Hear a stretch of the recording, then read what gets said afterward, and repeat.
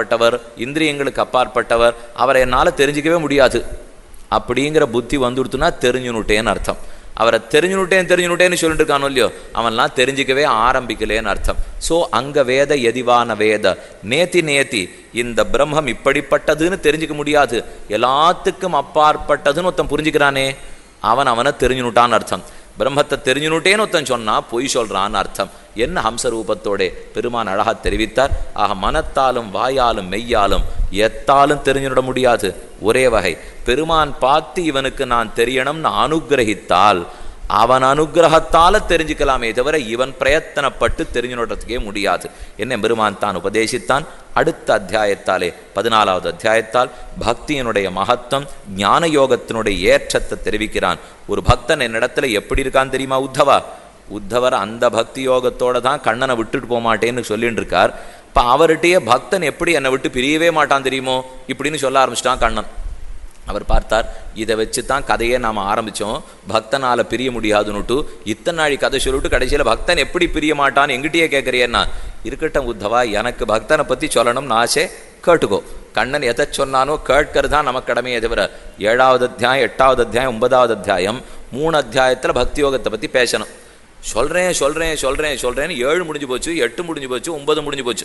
9வது அத்தியாயம் கடைசி ஸ்லோகம், மன்மனாபவ மத்பக்தா மத்யாஜி மாம் நமஸ்குரு மாமே வைஷ்வசி யுக்தைவம் ஆத்மானம் மத்பராயணா. ஒரே ஸ்லோகம் பக்தி யோகத்தை முடிச்சுட்டான். அர்ஜுனன் பார்த்தான், இதை 7வது அத்தியாயத்திலே சொல்லியிருக்கலாம் இல்லையோ, அங்கிருந்து என்னென்னமோ பண்ணி சொல்லிவிட்டு இப்போ என்ன 9வது அத்தியாய கடைசின்னா பக்தி யோகத்தை பற்றி சொல்ல ஆரம்பித்தவன் பக்தனை பற்றி யோசித்து பக்தன் எப்பேற்பட்டவன் அதை பற்றியே கதை சொல்லி தீர்த்துட்டான்.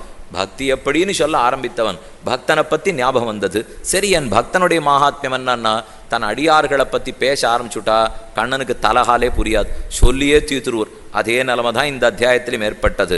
என்னுடைய அடியார்கள் மை அர்ப்பிதாத்மனா சப்ய நிரபேட்சஸ்ய சர்வதா மயாத்மனா சுகம் எத்தத் குதஸ்யாத் விஷயாத்மனாம் ந பாரமேஷ்டியம் ந மகேந்திரதிஷ்ணியம் ந சார்வபௌமம் ந சாதிபத்தியம் ந யோக சித்தீர் அபுனர்பவம் வா மையர்ப்பிதாத்மேச்சதி மத் வினான்யத்.